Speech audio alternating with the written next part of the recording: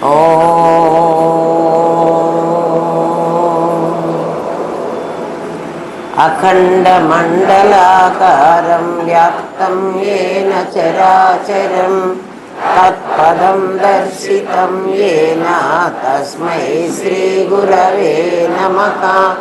सदाशिवसमारम्भां शङ्कराचार्यमध्यमाम् अस्मदाचार्यपर्यन्तां वन्दे गुरुपरम्पराम्। गुरुब्रह्मा गुरुर्विष्णु गुरुदेवो महेश्वरः गुरुसाक्षात् परब्रह्मा तस्मै श्रीगुरवे नमः। नित्यानन्दं परमसुखदं केवलं ज्ञानमूर्तिं विश्वातीतं गगनसदृशं तत्त्वमस्यादिलक्ष्यम् एकं नित्यं विमलमचलं सर्वती साक्षिभूतं भावातीतं त्रिगुणरहितं सद्गुरुं तं नमामि।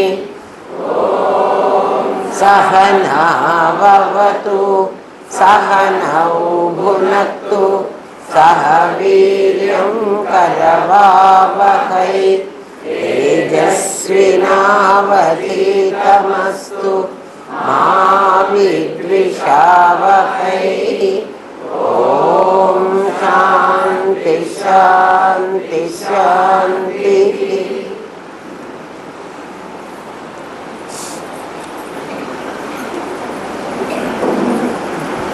శిష్యుడు అడుగుతున్నాడు, భగవంతుడు ఈ ప్రపంచాన్ని సృష్టించాడు అంటారు కదా, దేవుడే సృష్టించాడు కదా ఈ ప్రపంచాన్ని, మనం సృష్టించలే కదా, దాన్ని అలా ఉంచక దేవుడు తయారు చేశాడన్నారు, దాన్ని అట్లాగే ఉంచితే సరిపోలేదా, దాన్ని అంతా ఎందుకు డెస్ట్రాయ్ చేస్తున్నాడు? దాన్ని తయారు చేశాడు, ఆ ప్రపంచంతో హాయిగా ఆడుకుంటున్నాడు, దాన్ని ఎందుకు చివరికి అంత కలిపేస్తున్నాడు? సింపుల్గా ఆన్సర్ ఏంటంటే, మన పిల్లలు బొమ్మలు ఆడుకుంటారు, బొమ్మలన్నీ ఒక బుట్టలో పెట్టుకుంటారు, ఒక బుట్టో ఏదో ఒక బాక్సో. చిన్నపిల్లలు, ఇంట్లో పిల్లలు ఉన్న వాళ్ళందరికీ తెలుస్తుంది ఇది. బొమ్మలన్నీ రకరకాల బొమ్మలు ఉంటాయి, అందులో ఏనుగులు ఉంటాయి, కుందేళ్ళు ఉంటాయి, చేపలు ఉంటాయి, బస్సులు ఉంటాయి, లారీలు ఉంటాయి, ఏవైనా ఉంటాయి. అవన్నీ ఒక డబ్బాలో పెట్టుకుంటారు, అవన్నీ వాళ్ళు కొనుక్కున్నవే. పిల్లలు ఆడుకున్నంతసేపు ఆడుకుని తర్వాత ఏం చేస్తారు, అవన్నీ మళ్ళీ ఎత్తి డబ్బాలో పెట్టుకుంటారు. వాళ్ళకై వాళ్ళు పెడితే, మంచి పిల్లలైతే వాళ్ళకై వాళ్ళు పెడతారు, కొంచెం అల్లరి పిల్లలైతే వాళ్ళ దారిన వాళ్ళు ఆడుకుని వదిలేసిపోతే అమ్మ అవన్నీ తీసి డబ్బాలో పెడుతుంది. అంతేగాని బొమ్మలు అట్లా ఉంచరు. పరమాత్మ కూడా మనందరినీ మనం బొమ్మలం, వీటిని సృష్టించి ఇట్లా ఆడుకుంటున్నాడు. ఆడుకున్న తర్వాత తనకై తను వెళ్ళిపోయే వాళ్ళందరూ, అంటే మనకై మనం చచ్చిపోతాం అనుకోండి, ఎత్తి పెట్టుకుంటున్నట్టు బొమ్మలు. మనం ఎత్తి పెట్టలేదనుకోండి, ప్రళయం వచ్చి అమ్మే ఎత్తి పెడుతుంది. సింపుల్గా ఆన్సర్ అది. ఎందుకు పెట్టుకున్నాడు, ఎందుకు చేసుకున్నాడు అంటే, ఆడుకునేటప్పుడు బొమ్మలంతా డిస్ప్లే చేసుకుంటాం, తర్వాత బొమ్మలన్నీ డబ్బాలో పెట్టుకుంటాం. డిస్ప్లే చేసుకున్నప్పుడు జననం, అందులో డబ్బాలో పెట్టేసినప్పుడు మరణం, అంతే కదా. దానికి ప్రశ్న అడగాల్సిన పనే లేదు న్యాయంగా అయితే. కానీ ప్రశ్న అడుగుతున్నాడు అంటే దానికి చాలా అర్థం ఉండాలి. మనకి తెలియదు, రామనాథం గారికి తెలుసు కదా, అందుకని ఆయనే చెప్పాలి మనకి. ఆయన చెప్తే మనకు అర్థం అవుతుంది. ప్రపంచం ఇక్కడి నుంచి రామనాథం గారు మాట్లాడుతున్న మాటలు ఇప్పటి వరకు మనం మాట్లాడుకున్నవి అందరికీ తెలుసు. అందరూ జీవితంలో అదే అనుభవిస్తున్నారు. పుట్టుక చావు మనకు తెలుసు, అన్నీ డబ్బాల్లో పెట్టుకోవడం, డబ్బాల్లోంచి తీసేయటం కూడా మనకు తెలుసు. గురువుగారు ఏం చెప్తున్నారంటే, సృష్టి నేను చూశాను అంటున్నావు నువ్వు. చూశాను అనకపోతే సృష్టి ఉన్నది, సృష్టి లయమవుతోంది అన్నమాట అనం కదా. మనం సృష్టి చూసాం. అవి బాగా ఆలోచించండి, చాలా డెప్త్లోకి వస్తాను. ఎందుకు డెప్త్లో వెళ్తున్నామంటే, మనం 3 వారాల కిందట ఓంకారాన్ని చెప్పుకుని ఆపేశాం. మీకు గుర్తుందో లేదో, గురువుగారే ఆపించారు. ఓంకారం తర్వాతదే నిర్గుణమైన పరమాత్మ తత్వం. ఓంకారానికి కింద ఉన్నదంతా సాకారం, సగుణం. అది మీకు తెలుసు ఆ సంగతి. అంటే ఓం దగ్గర పెట్టి మీకు 3 వారాలు టైం ఇచ్చారు గురువు గారు. 3 వారాలు ఓంని గురించి వీడేమో ఆలోచించుంటాడు అని. కానీ మీరెవ్వరూ ఏం ఆలోచించలే. నాకైతే అది తెలుసు. ఎవరన్నా ఆలోచించి ఉంటే ఒక్క నిమిషం లేచి చెప్పండి, ఏం ఆలోచించారు, ఏం అర్థమైంది అని. మీకు అర్థం కాలే, నాకు తెలుసు. ఏమ్మా భయపడక్కర్లేదు.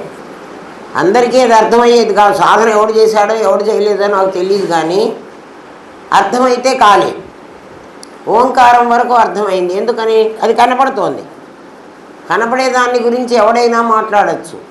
కనపడేదాన్ని గురించి సైంటిస్టులు కూడా రీసెర్చ్లు చేయొచ్చు. కనపడని దాన్ని గురించి కనుక్కోవడమే కష్టం. దాన్ని దార్శనికులు అంటారు. వాళ్ళు దర్శిస్తారు. ఓంకారం తర్వాత ఉండేదాన్ని దర్శిస్తే తప్ప అర్థం కాదు. బయట ఉన్నది అర్థం అవుతుంది. అక్కడి నుంచి మాట్లాడాలి. ఇప్పుడు మనం అందరం ఎక్కడి నుంచోవాలి? ఓం దగ్గర నుంచోవాలి. ఓంకారం బిందు సంయుక్తం నిత్యం ధ్యాయంతి యోగినః.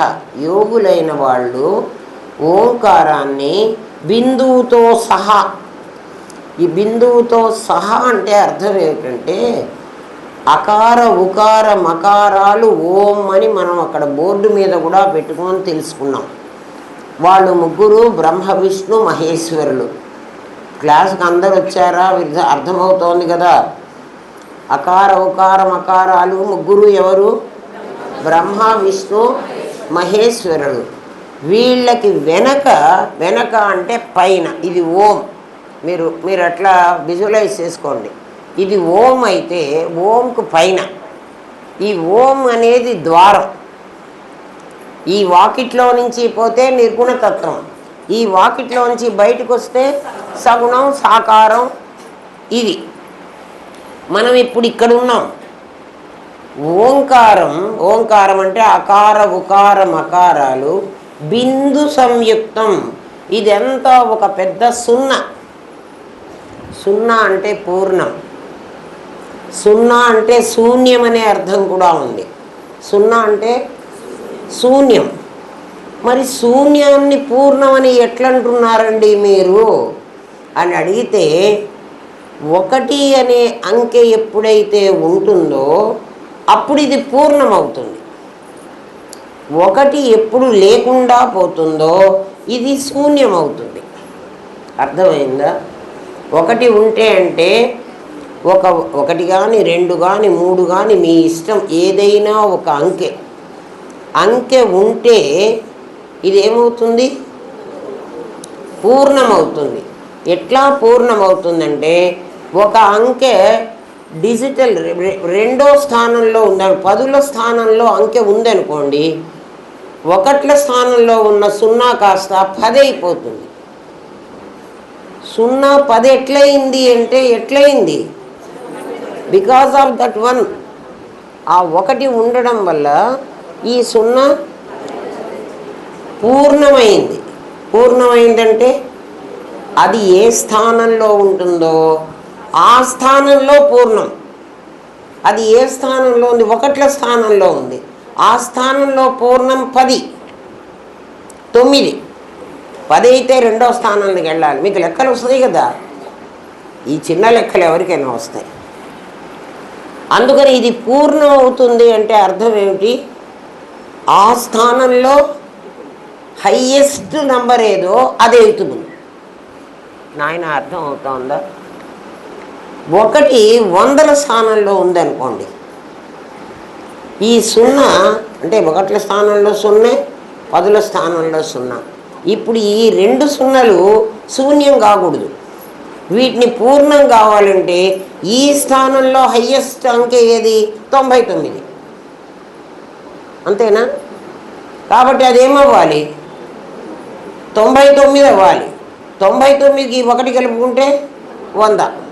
1 కలుపుకుంటే ఈ 99ని ప్రకృతి అని, ఆ 1ని పరమాత్మ అని మన పెద్దలు నిర్ణయించారు.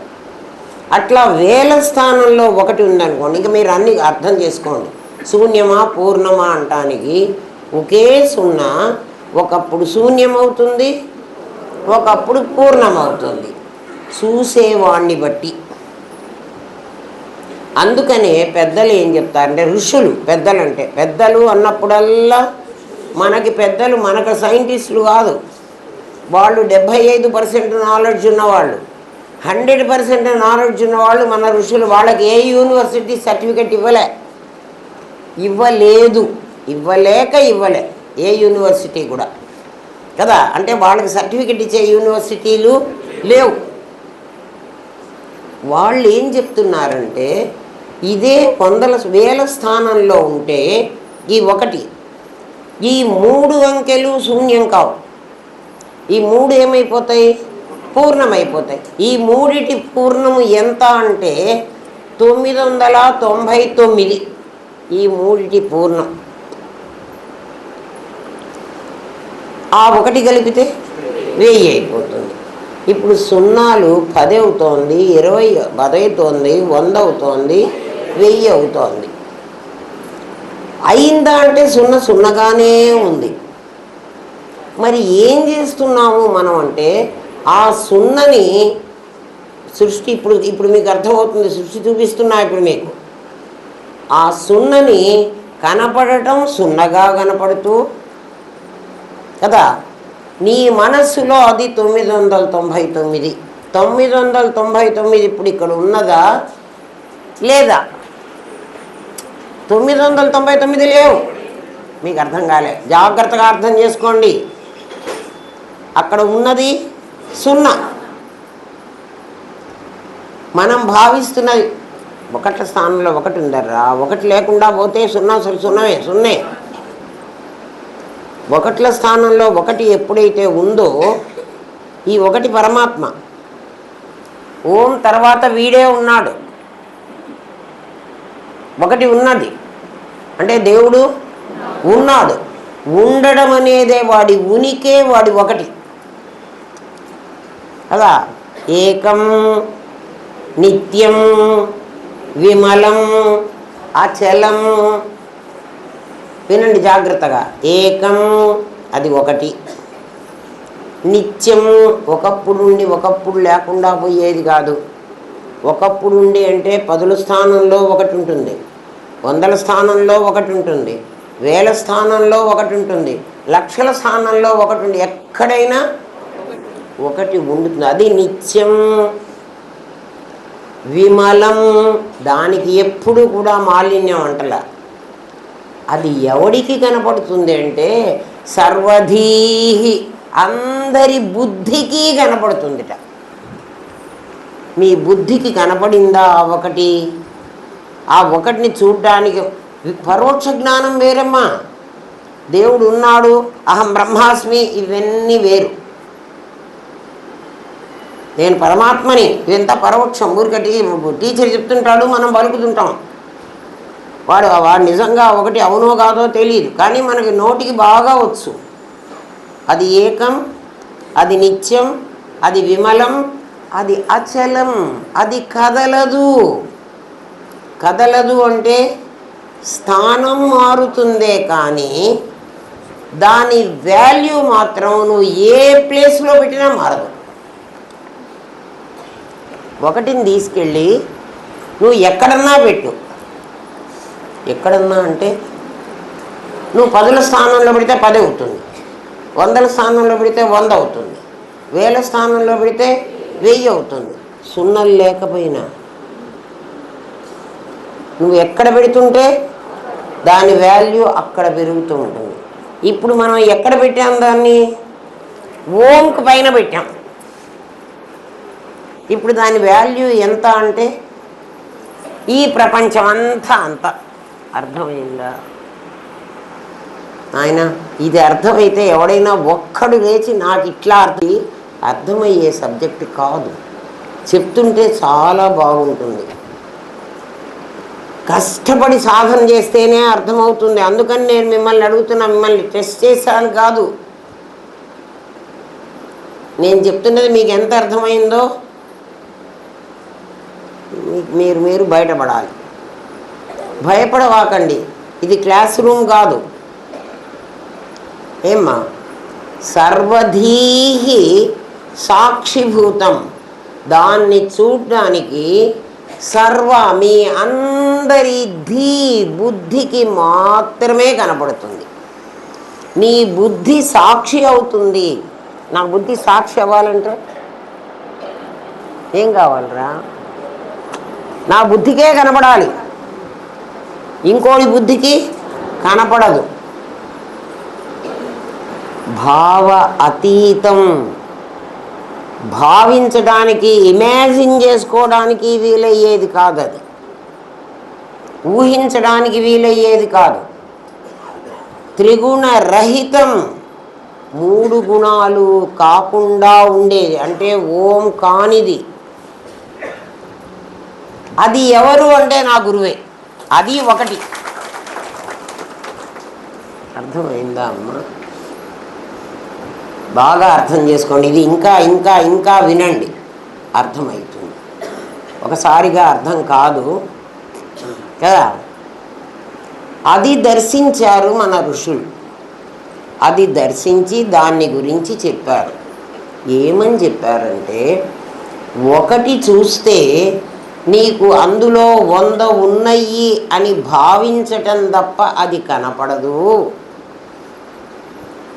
100 రూపాయల నోట్ ఇస్తే, నేను పిచ్చి అంగట్లో ఏమీ చదువుకోని పిచ్చివాడు కూడా నేను 20 రూపాయలు పెట్టి వస్తువులు కొనుక్కుంటే నాకు ఆటోమేటిక్గా 80 ఇచ్చేస్తాడు కదా. నేను ఒక్క కాగితం ఇస్తే వాడు నాకు 10 రూపాయల నోట్లు 8 ఇస్తాడు. ఎట్లా ఇచ్చాడు? ఆ ఒకటిలో 100 ఉన్నాయి అని, ఆ ఒక నోటులో 100 ఉన్నాయి అని వాడికి తెలుసు. అవునా కాదా? వాడికి ఎట్లా తెలిసిందో, వాడికి ఎట్లా తెలిసింది? వాడి బుద్ధికి తెలుసు. ఎందుకంటే ఇది 100 రూపాయల నోటు, దీని వాల్యూ 100 ఒకట్లు అని వాడికి తెలుసు. ఎవడికైనా ఒకడికి. దాంట్లో దాని విలువ అనేకం, అది ఏకం. అర్థమవుతోందా? దాని విలువ అనేకం, అనేకం కనపడదు, ఏకం కనపడుతుంది. పరమాత్మ ఒకటి అనేది కనపడుతుంది. ఆ పరమాత్మలో ఆ ఒకటి 100 రూపాయల నోట్ అనుకుంటే, ఆ ఒకటి 1000 రూపాయల నోట్ అనుకుంటే, ఆ ఒకటి 2000 నోటు అనుకుంటే, దాంట్లో 2000 ఉన్నాయి అని నీకు భావంలోనే కనపడుతుంది, కానీ ఫిజికల్గా కనపడదు. ఎంతమందికి అర్థమైంది ఈ మాట? అర్థమైతే చేతులు ఎత్తండర్రా. కనీసం మీకు అర్థమైందో కాలేదో మీరు ఊరికే వినిట్లో కూర్చుంటే నాకెట తెలియాలి? నేను తర్వాత చెప్పలేను. కూర్చోండి. మీకు అది కనీసం చెప్పలేకపోతే, అర్థమైంది అని అన్నా, అర్థమైతే రేపన్నా మీకు మళ్ళీ అర్థం అవుతుంది. ఇప్పుడే అర్థం కాకపోతే ఇక్కడ సిగ్గుపడాల్సిన పనేం లేదు. ఎవడు కోబ్రహ్మలు కాదు. అందరూ మీలాగా నేను కూడా గురువు గారి దగ్గర కూర్చొని అయ్యో నాకు తెలియటం లేదే అని ఇట్లా పెట్టుకున్న దాన్ని. ఇవాళ ఇక్కడ కూర్చొని మాట్లాడుతున్నానంటే మీరు అనుకుంటున్నారు నేను కూడా ఒకప్పుడు అక్కడ కూర్చున్న దాన్ని. అస్సలు భయపడవాకండి. ఎందుకంటే ఈ దేహం ఉన్నంత వరకు చెప్పగలదు, నాకు దేహం లేని గురువే చెప్పాడు. మీకు దేహం ఉన్న గురువు చెప్తే కూడా మాట అర్థం కాకపోతే కష్టమవుతుంది. అందుకని చెప్తున్నా. ఏం చెప్తున్నానండి, ఇక్కడ స్టేట్మెంట్ ఇది, జాగ్రత్తగా వినండి. 1000 రూపాయల నోటు చూడగానే 1000 రూపాయల నోటు ఒకటే. అది చూడగానే దాంట్లో 1000 ఒకట్లు ఉన్నాయి అని నీకు ఫిజికల్గా కనపడుతోందా? కనపడదు, కానీ నీకు తెలుసు. నీకు తెలుసు ఏమని? అందులో 1000 అంటే ఏకాన్ని చూస్తూ అనేకం ఉందని నువ్వు గుర్తించగలవు. ఎవడు గుర్తించలేడు అంటే ఒకడు గుర్తించలేడు. ఆ ఒకటి తెలియని వాడు గుర్తించలేడు. తెలియని వాడు ఎవడండి? ఒక 4 ఏళ్ల పిల్లకి ఆ ఒక నోటిస్తే ఇందులో 1000 ఒకట్లు ఉన్నాయని తెలియదు. మీ ఇంట్లో ఒక అమ్మాయి ఒక అబ్బాయి ఉన్నారనుకోండి, చిన్న పిల్లలు, 4 ఏళ్ళు 3 ఏళ్ళ వాళ్ళు. వాళ్ళకి డబ్బులు ఇద్దామని మీరు అనుకున్నారు. పిల్లలకి అప్పుడప్పుడు మనం గిఫ్ట్లుగా ఇస్తుంటాం. అట్లా ఇచ్చినప్పుడు ఆ అమ్మాయికి 10 రూపాయల నోట్లు ఒక 100, అంటే 10 రూపాయల నోట్లు ఒక 10 ఇచ్చేసి ఆ అబ్బాయికి ఒక 200 1000 రూపాయల నోటు మీరు ఇచ్చారనుకోండి, ఆ పిల్ల ఏమంటుందంటే అన్నయ్యకైతే ఒక్కటే ఇచ్చింది, నాకైతే 10 ఇచ్చింది అంటుందా? అందా? అది తెలియని వాళ్ళంటే, దాని వాల్యూ తెలియని వాళ్ళు. దాని వాల్యూ తెలిసిన వాడికి అది ఎలా కనపడుతుందంటే ఒకటే కనపడుతుంది, దాంట్లో అనేకం ఉన్నట్టుగా వాడికి తెలుసు, కల్పించక్కర్లే. అట్లా పరమాత్మ ఒకడే ఉన్నాడు. ఓంకి అవతల పరమాత్మ ఒక్కడే ఉన్నాడు. ఆ ఒక్కడు is equal to all the విశ్వం. అర్థమైందా? అప్పుడు విశ్వం ఫిజికల్గా ఉందా? ఫిజికల్గా విశ్వం లేదు. సృష్టి ఉందా? సృష్టి అంటే ఏమిటి? 100 రూపాయలు, 100 విడివిడి నోట్లు, 1000 విడివిడి నోట్లు ఎక్కడున్నాయి? ఆ ఒకటి చించితే వస్తాయా? రావు. ఏమ్మా, ఒకటి చించితే 100 ముక్కలు చేస్తే వాల్యూ లేదు. మరి 100 నోట్లు ఎక్కడున్నాయి? ఒకటిలో ఉన్నాయి. లో ఉంటే నాకు కనపడాలి, నాకు కనపడవు. ఆ లో ఉన్నది కనపడుతున్నది మనందరికీ. మనందరం ఒకటిలో ఉన్నవాళ్ళం.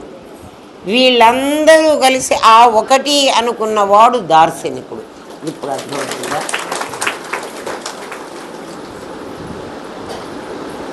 వాడు మాధుర్ని, రమ్యని, గీతని విడివిడిగా చూడాలా?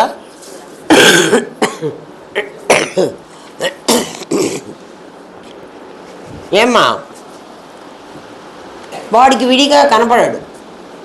వాడికి ఏం కనపడుతుంది?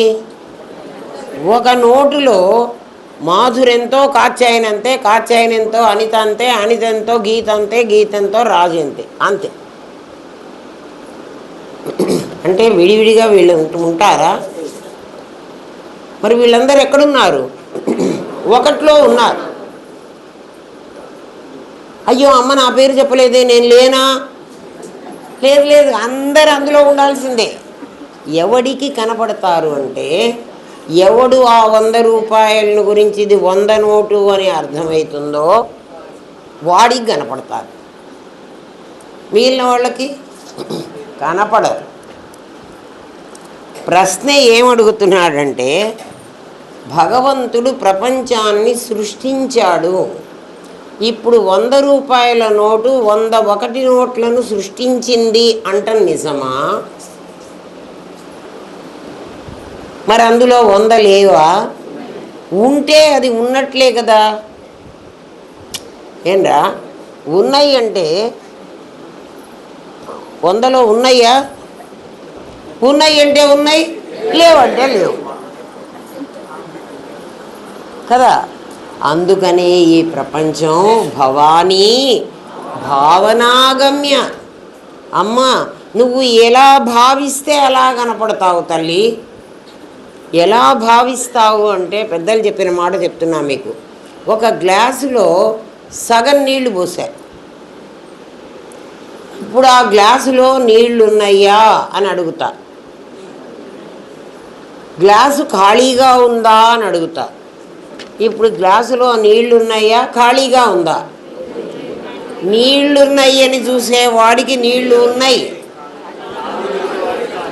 ఖాళీగా ఉంది అని చూసేవాడికి ఖాళీ ఉంది. ఈ ప్రపంచం ఉంది అని చూసేవాడికి ప్రపంచం ఉంది, ప్రపంచం లేదు ఉన్నది పరమాత్మే అని చూసేవాడికి పరమాత్మే ఉంటాడు. అదేమిటండి నీళ్లు ఉంటే మీరు నీళ్లు లేవంటారేమిటి?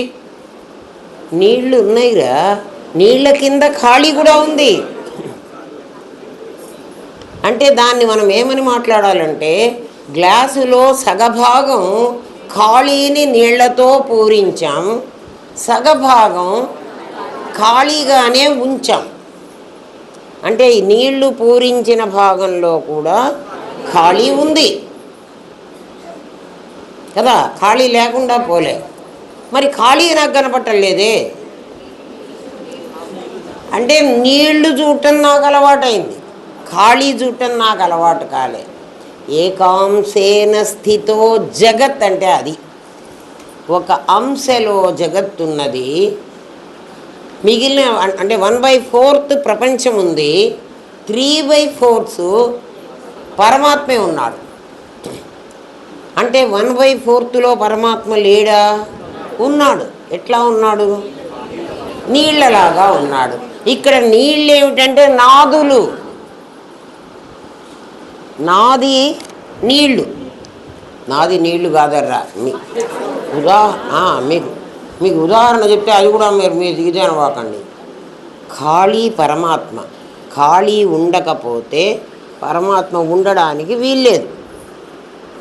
ఖాళీ ఉండకపోతే నీళ్లు ఉండడానికి వీల్లేదు. ఖాళీ లేకపోతే నీళ్ళు ఎక్కడ పోతానరా? పొయ్యలేం కదా. ఏమ్మా ఖాళీ ఉండకపోతే నీకు నీళ్లు పోయడానికి వీల్లేదు. ఇప్పుడు మీరు బాగా అర్థం చేసుకోండి, నాదులన్నీ నీళ్లు, నేనులన్నీ ఖాళీ. ఇప్పుడు అర్థమైందా? నాదులు దేని మీద ముంచాం? నేను మీద ముంచాం, అంతేనా? నేను ఉండకుండా నాదిని ఉండమను. ఆ నేను అనేది మొత్తం పూర్ణంగా ఉంటే, నేను అనేది మొత్తం పూర్ణంగా ఉంటే అక్కడ ఇక్కడ కూడా ఎక్కడ ఓంకి అవతల ఓంకి ఇవతల కూడా ఒక నేను ఉంటే ఆ నేను ఎట్లా ఉంది? గ్లాసులో ఖాళీలాగా ఉంది. అందులో ఒక భాగంలో మాత్రం నాదులు నింపా. నేను నాదులు ఏం చేసినాయంటే నేనును ముంచేసినాయి. మీ దగ్గర నాది నేను రెండు ఉన్నాయి అని నేను అంటున్నా, కానీ నిజంగా రెండు లేవు. ఏది నేనో అంత మేర నాది ఉంది. అవునా కాదా? ఆయన బాగా అర్థం చేసుకోండర్రా. ఇంతకంటే చెప్పడానికి నాకు కూడా చేత కాదు. నేను మీకు అర్థమయ్యేట్టు చెప్పాననే అనుకుంటున్నాను. చెప్పలేకపోతే నేనే టోటల్గా ఫెయిల్ అవుతా, అంతే.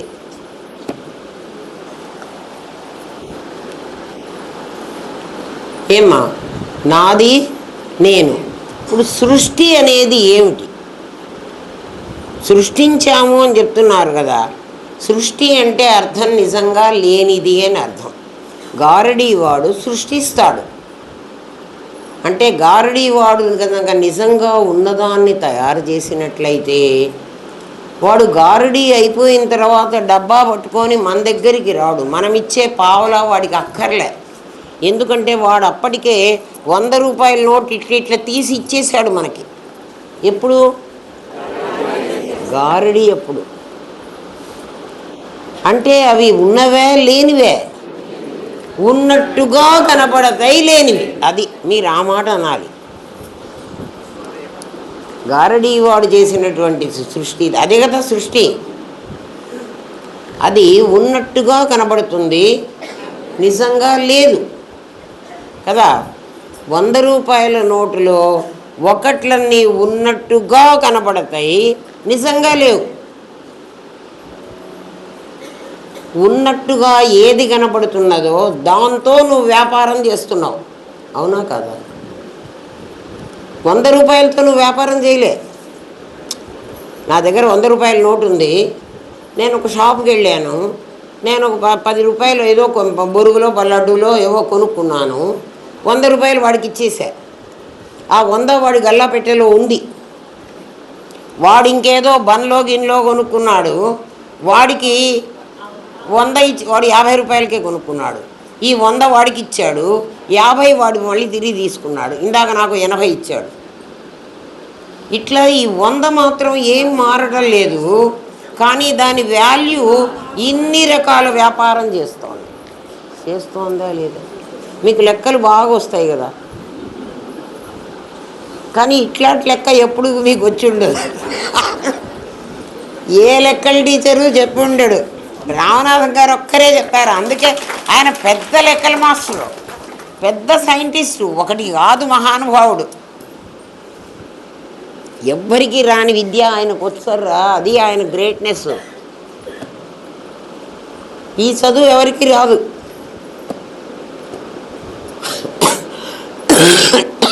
ఇప్పుడు మనం ఏం చేసామంటే, ఏ ఒకటైతే నీకు కనబడుతున్నదో ఆ ఒకటి ఏం చెయ్యటం లేదు, దాని తాలూకు వాల్యూ ఏదైతే ఉందో ఆ వాల్యూ వ్యవహారాలన్నీ చక్కబెడుతున్నది.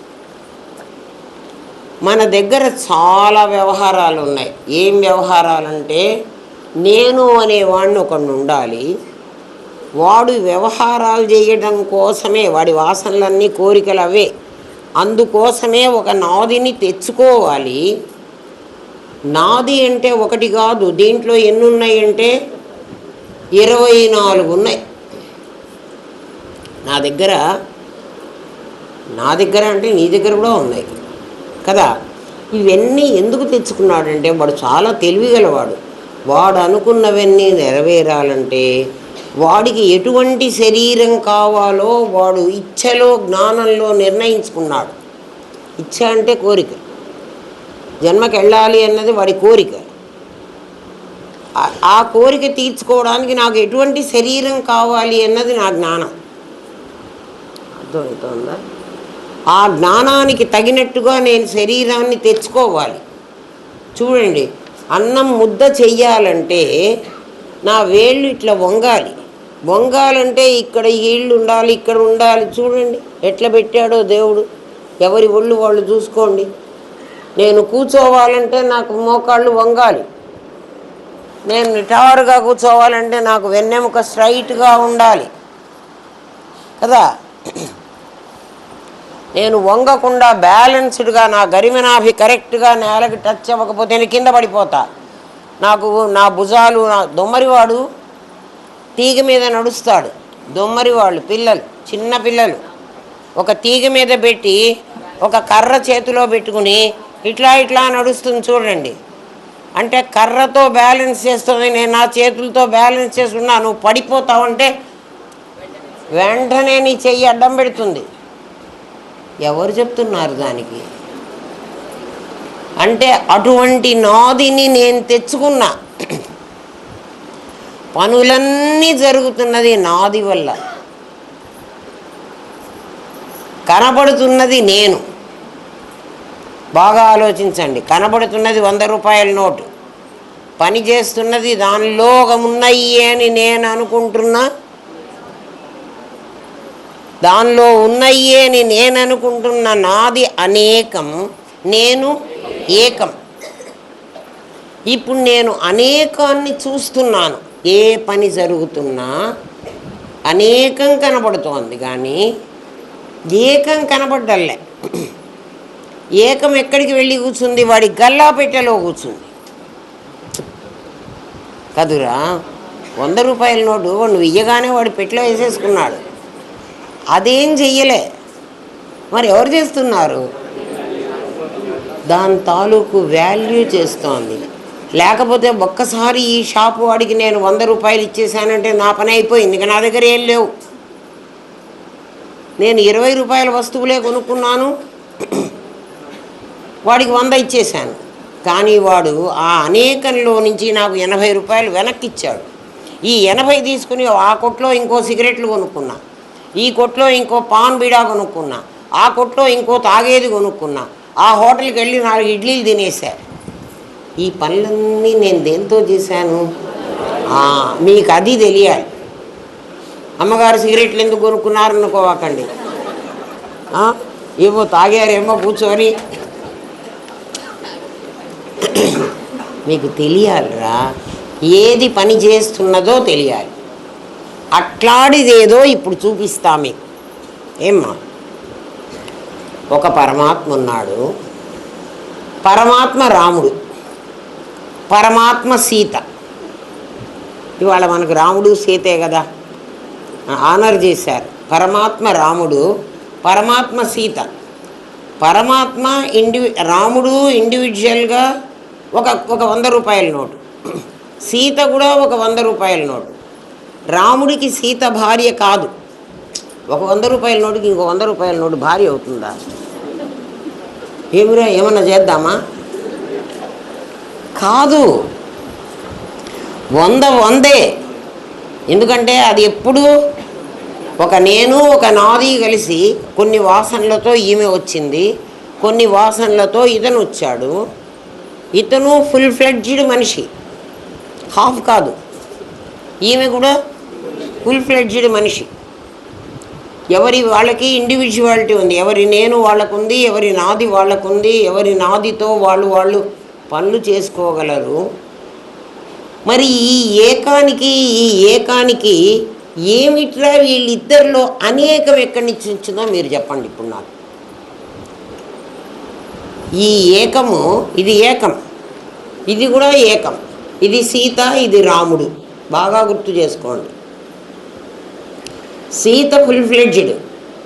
సీతలో ఒక నేనుంది, ఒక నాది ఉంది. సీతకు అవయవాలన్నీ కరెక్ట్గా ఉన్నాయి. 24 తత్వాలు ఉన్నాయి. సీత మనలాగా అన్నం తినగలదు, రాముడు కూడా మనలాగా అన్నం తినగలడు. వాడికి కావాల్సింది వాడు తింటాడు, ఈవిడికి కావాల్సింది ఈవిడ తింటుంది. వీళ్ళిద్దరిలో కామనాలిటీ నిజంగా లేదు. ఎవరికి వాళ్ళు వేరువేరుగా ఉన్నారు. వీళ్ళిద్దరూ భార్యాభర్తలు అని మనం అంటున్నామే, ఎక్కడా వాళ్ళ ముఖం మీద భార్యాభర్తలు అని రాయలేదు. ఇది భార్య అని దీన్ని సృష్టించలే, ఇది భర్త అని దీన్ని సృష్టించలే.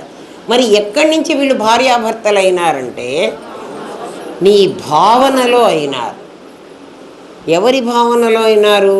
ఇతని భావనలోనూ ఆమె నా భార్య అన్నాడు, ఆయన భావనలోనూ ఈమె నా భార్య నా అనుకున్నాడు. అనుకోవడం అమ్మ మీకు అర్థం కావాలని మీ పేర్లు పెట్టా, మీరేం అనుకోవాకండి కదా.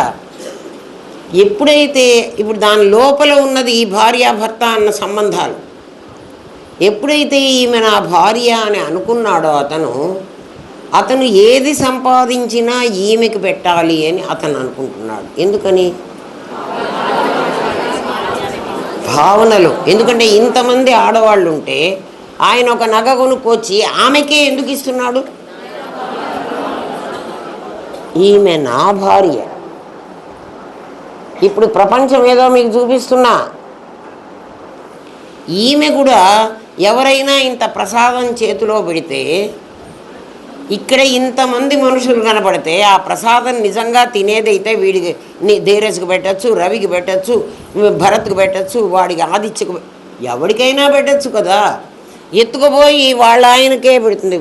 నీ గురువుగారు ప్రసాదం పెట్టారు, ఇది నువ్వే తిను. ఎందుకు నువ్వే తినంటున్నావు అంటే ఈ ఒకటికి మధ్య అనేకమనేటువంటి ఒక రిలేషన్షిప్. అది సృష్టి. నిజంగా సృష్టి లేదు. సీతమ్మకు సీతమ్మే, రామయ్యకు రామయ్యే. సీతారాములు భార్యాభర్తలు అనేటువంటిది నీ సృష్టిలో భాగం. ఇదేమిటండి నేను సృష్టించానా, మరి నా మీద ఎత్తినేస్తున్నారు? కాదు కాదు, వాళ్ళు కూడా సృష్టించుకున్నారు.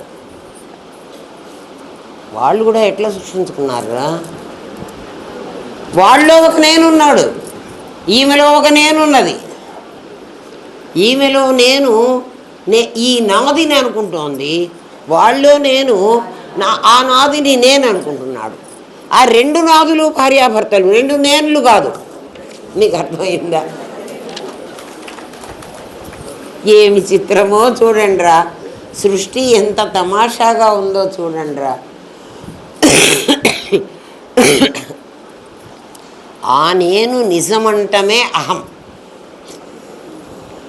నాది నేనైంది కదా, నాది నిజంగా నేను కాలే.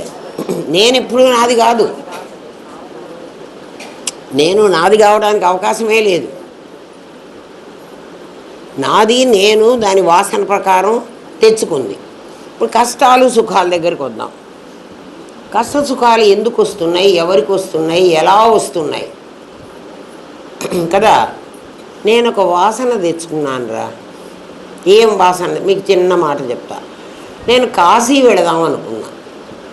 ఇది నా ఇచ్చే కదా. ఇచ్చకి తగ్గట్టుగా రంగనాథుని పిలిచి, నాయన నేను కాశీ వెళ్ళాలనుకున్నాను అంటే, అయ్యో అమ్మగారు కాశీ వెళదామంటే మరి మనం తీర్చకపోతే ఎట్లా? నాకు ఎన్ని పనులు ఉన్నా అమ్మ, నేను అవన్నీ వదులుకొని నేను కూడా కాశీ వస్తాను మీతో పాటు. నేను మన ఇద్దరమే వెళితే బాగుండదమ్మా, వీళ్ళు ఎంతమంది మేము వస్తామంటారు, వీళ్ళందరినీ కూడా కాశీ తీసుకుపోదాం. మంచిది నాయన, ఇది సృష్టి. ఉన్నవాళ్ళం ఉండకుండా ఊరికే కూర్చోకుండా కాశీ పోదాం రా అని నేను చెప్పడం ఏమిటి? సరే అమ్మా పోదామని వాడు అంటం ఏమిటి? తర్వాత ఈ జనాన్నంతా కూడబెట్టడం ఏమిటి కదా? అంతవరకు బాగానే ఉంది మా ఇద్దరి పని. వెళ్ళిన తర్వాత మరి కాశీలో అన్నన్ని దూరాలు నడవాలి. పాపం ఇచ్చ చేసిందేమో మనస్సు, నడవమన్నదేమో కాలు. నన్నెందుకు తీసుకొచ్చావే నీ దుంపదెగా, నీకు కాశీ దేవుడు అక్కడ కనపడటం లేదా అని అదేమో తిడుతుంది. అంటే ఒక్క సంకల్పంలో నీకు సుఖముంది, దుఃఖముంది. అంటే అవును, కాశీ వెళ్ళి విశ్వనాథుణ్ణి దర్శించి హ్యాపీగా వచ్చాం కదా, దాంట్లో ఎంత దుఃఖం ఉంది?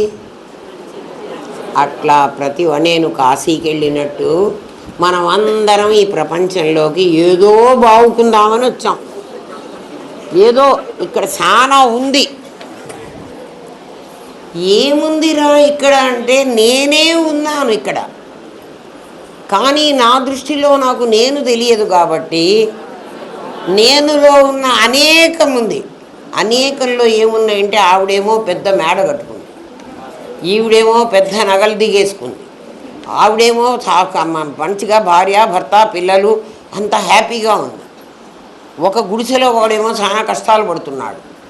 ఇట్లాంటివి ఇన్నున్నాయి ఇక్కడ. ఇందులో నేను పిక్ చేసుకున్నా, ఇట్లా మంచి మంచివి నాకు కావాలన్నాయి. పిక్ చేసుకుని ఈ ప్రపంచంలోకి నేను రావాలనుకున్నాను. వచ్చిన తర్వాత వచ్చేటప్పుడు కూడా నాకు నిజంగా తెలియదురా. ఏం తెలియదు అంటే, నేను తెలీదు. కాశీకి వెళదాం అనుకున్నప్పుడు కాశీలో ఇన్ని కష్టాలు ఉన్నాయి, నా కాళ్ళు విరిగిపోతాయి అని నాకు తెలియదు.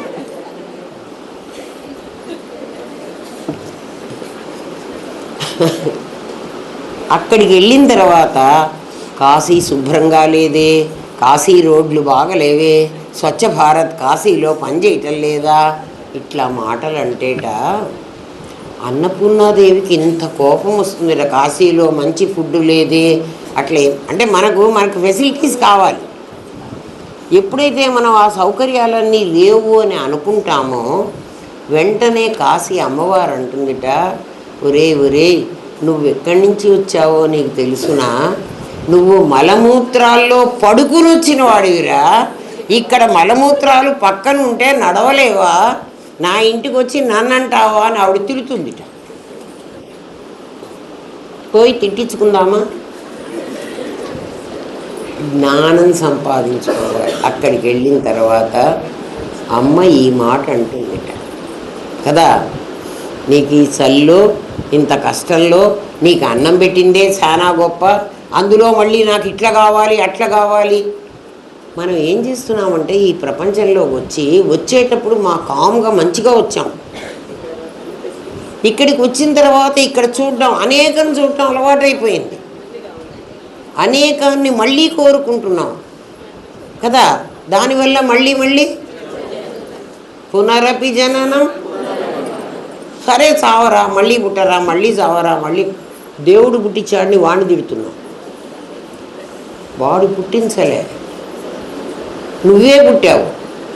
సృష్టి ఎవరు చేశారు? అందుకే భగవంతుడు అడుగుతాడు మన్ని, ఈ ప్రపంచం అంతా కష్టాలు సుఖాలు ఇవన్నీ బాధలు ఉన్నాయి, ఎందుకయ్యా నన్ను పుట్టించావు అని మనం ఎప్పుడు అడుగుతుంటాం కదా దేవుణ్ణి. ఓ దేవుడా, నన్ను ఎందుకు పుట్టించావురా? నిన్ను నేను పుట్టించలేదురా, నువ్వే పుట్టావురా అంటాడు వాడు. నీకై నువ్వే కోరుకుని వద్దురా నాయన అంటే వెళ్ళావు. ఇంకా వెళతానంటే అమ్మ ఉన్న దాంట్లో ఏదో కుచేలుడు కృష్ణుడి దగ్గరికి వెళతాను అంటే ఉన్న దాంట్లో ఏవో 4 అటుకులన్నా కట్టించింది కదా ఆమె. పాపం కుచేలుడు భార్య కట్టించిందా లేదా? అట్లాగే నువ్వు పోతానో అదంతా ఏదో బావుకు తినాలి, నేను అనుభవించాలి, నేను జన్మకెళతాను అని నువ్వు చస్తుంటే అమ్మ కాబట్టి నీకు ఆ 3 గుణాలతో ఆ 3 నాయన తీసుకుపోరా, దాంతో ఎటాగొటా బతుకు అని పంపించింది. అమ్మ పంపించిందిట ఈ ప్రపంచంలోకి మనల్ని. ఇక్కడికి వచ్చి ఏమి ఆమె ఇచ్చిందో అది వాడుకోక ఇక్కడ ఇంకా వేరేవన్నీ చూసి అవన్నీ నాకు కావాలనుకుని ఇక తృప్తి చెందలే. నువ్వు ఏమైనావు? అసంతృప్తిగా ఉన్నావు. అయ్యో పిల్లవాడిని ఆ ఊరు పంపిస్తే ఆ ఊళ్ళో వీడికేం తృప్తి దొరకలేదే, మళ్ళీ పోతానంటున్నాడు. సరేరా నాయన మళ్ళీ కూడా పోయిరా, నీకు తృప్తి కలిగేదాకా పంపిస్తానురా, టికెట్ పెట్టి పర్వాలేదు.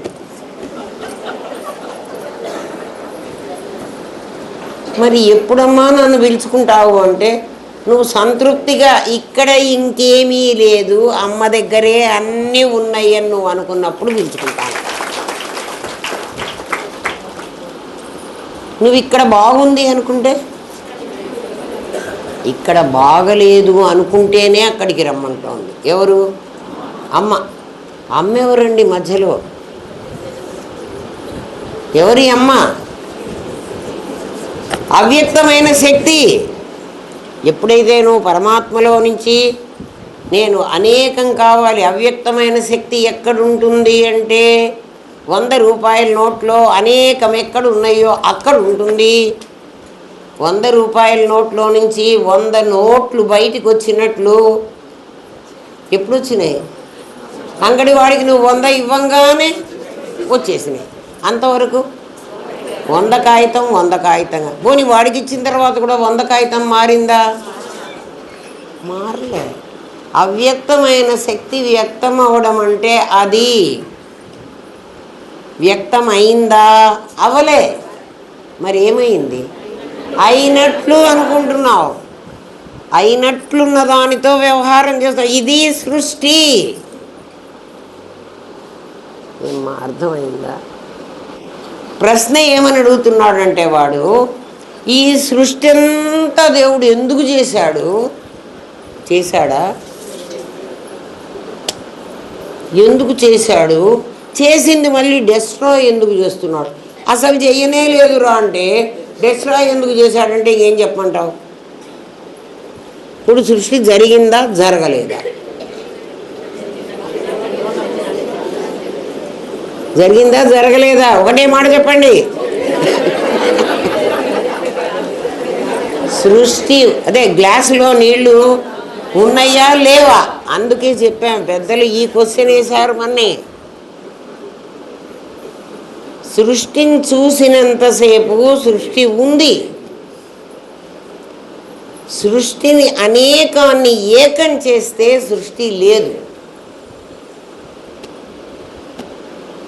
అర్థమైందా? ఏమ్మా అనేకాన్ని ఏకం చేస్తే సృష్టి లేదు. అనేకాన్ని అనేకంగా చూస్తే సృష్టి ఉంది. ఏమ్మా, ఇప్పుడు ఇంకా ఈ సృష్టిని గురించి 100 రూపాయల నోటు బాగా అర్థమైతే మీకు అర్థమవుతుంది. 100 కాకపోతే 1000, మీ ఇష్టం, ఏ నోటు అన్నా పెట్టుకోండి, ఏం అక్కర్లేదు. రూపాయి పెట్టుకొని 100 పైసలు అనుకోండి కదా, ఏ పని చేసినా. ఇంకా ఏమైందంటే మీకు ఇంకో కాన్సెప్ట్ మళ్ళీ మీకు చెప్తా, ఇది కొంచెం మీకు అర్థం చేసుకోండి. ఇదే పెద్ద స్ట్రాంగ్ పపర్మెంటు. ఇది అర్థమయ్యేప్పటికీ దేవుడు దిగొస్తాడు.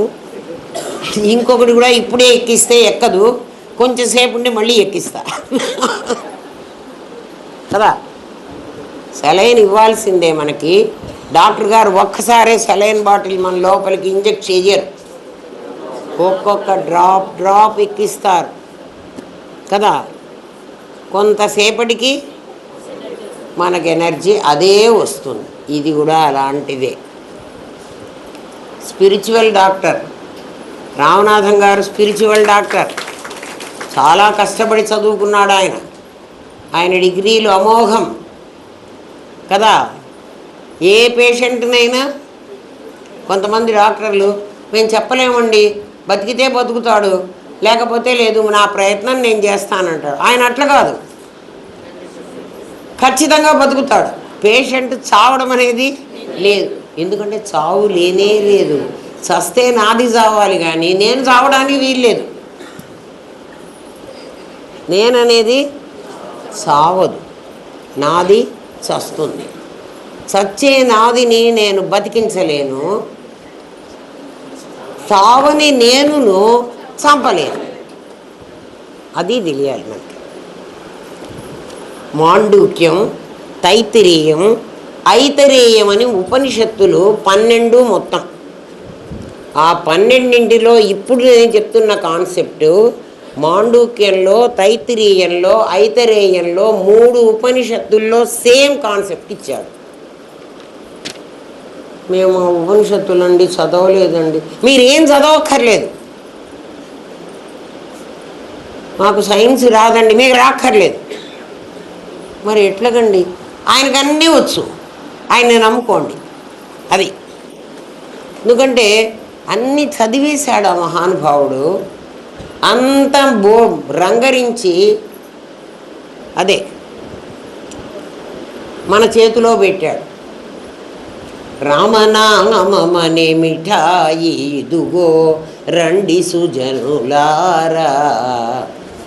రామనామం అనే మిఠాయి, వేదవాక్యమనే గోధుమ పిండితో వేదసారమనే క్షీరము పోసి ఆదరముగా మంచి భాండవమును వేసి ఆది ఋషులు మంచి పాకము పట్టిరి.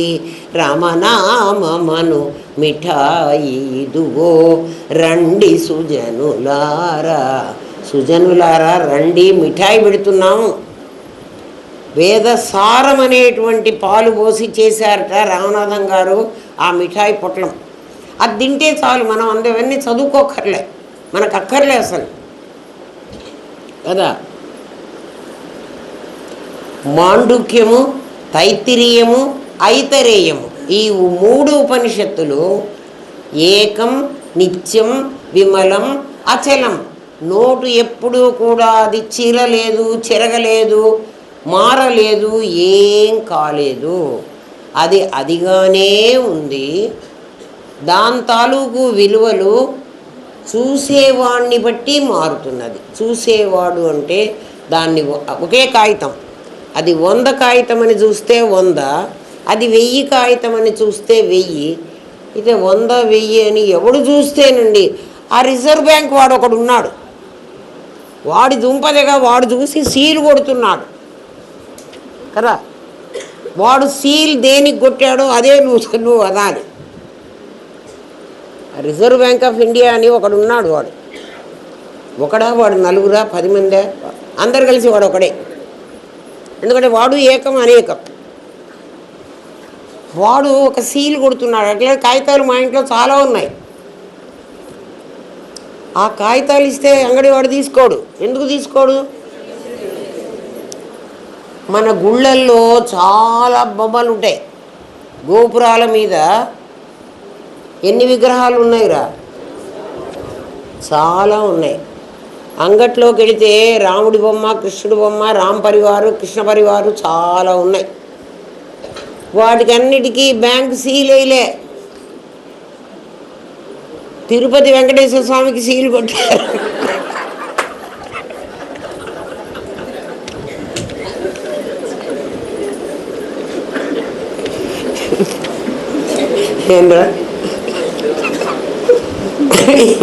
ఆయన్నే దేవుడు అంటున్నారు కదరా కదా.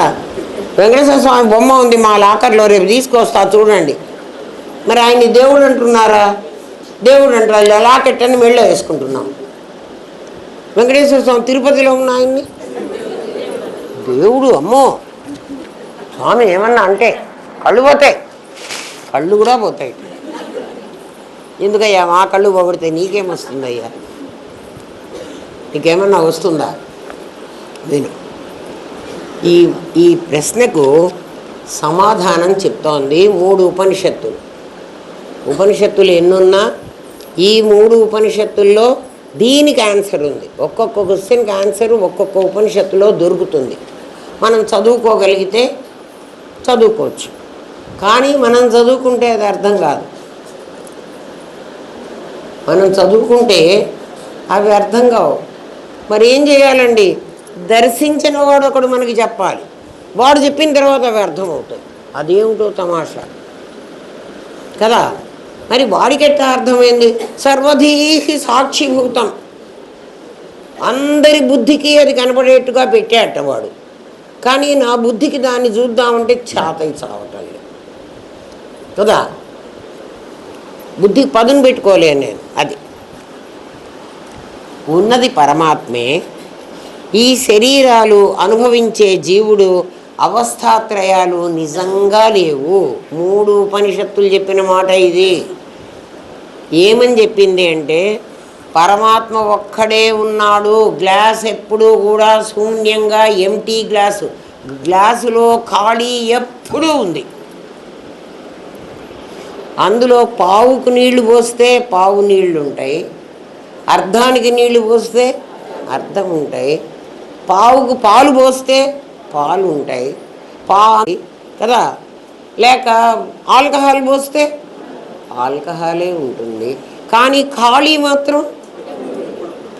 ఇప్పుడు ఆల్కహాల్ పోస్తే అది తాగే గ్లాస్ అవుతుంది, పాలు పోస్తే అది పాల గ్లాస్ అవుతుంది, నీళ్లు పోస్తే నీళ్ళ గ్లాస్ అవుతుంది, రక్తం పోస్తే రక్తం గ్లాస్ అవుతుంది.